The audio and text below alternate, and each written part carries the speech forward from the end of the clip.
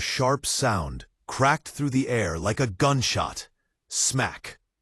For half a second, the entire electronics store stopped breathing. Screens glowed silently.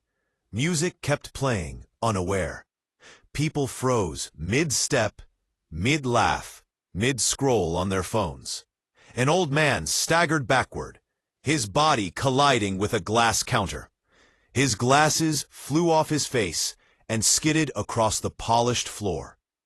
Then the noise returned. Whispers, snickers, gasps.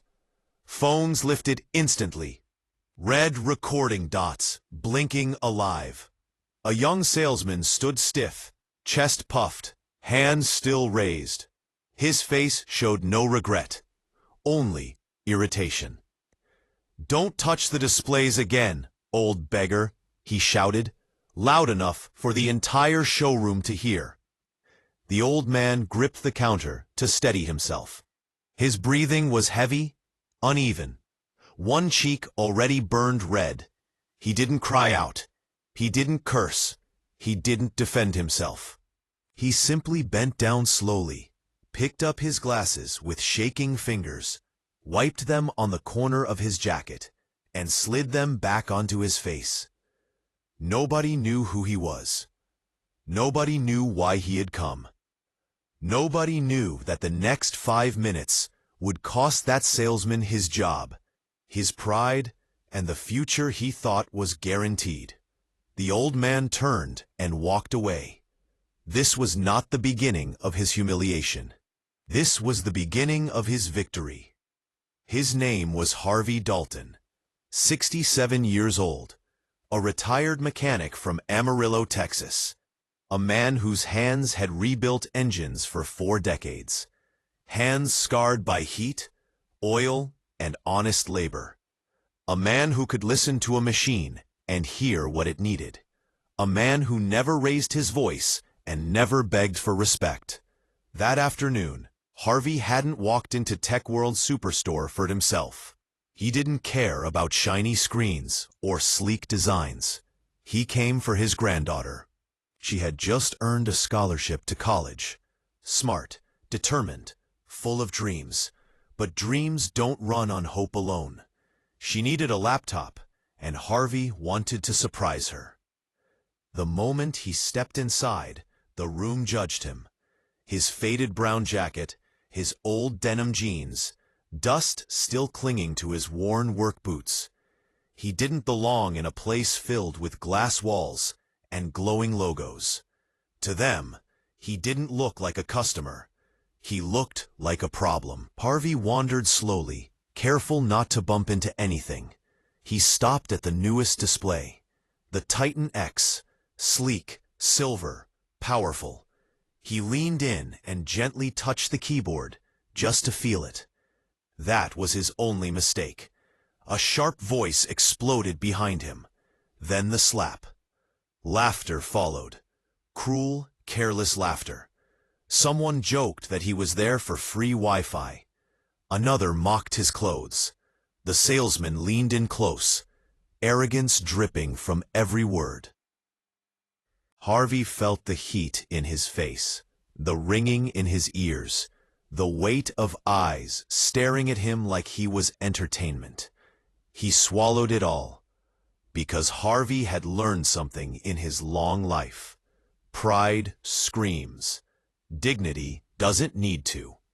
He walked out without saying a word. But he didn't go home. Across the street sat a small shop most people ignored. Peeling paint, a flickering sign, bright byte computers. Inside, the light was warm, human. A young man stood behind the counter, barely 20, eyes tired but kind. The moment Harvey entered, the boy smiled. "Good afternoon, sir. How can I help you today?" No suspicion, no judgment, just respect. Harvey pointed to a modest laptop and asked if it was good for college. The boy nodded patiently and explained everything slowly. He invited Harvey to sit. He answered every question, no matter how small. For the first time that day, Harvey felt seen. After an hour, the boy asked if he'd like to buy it. Harvey looked around the tiny shop.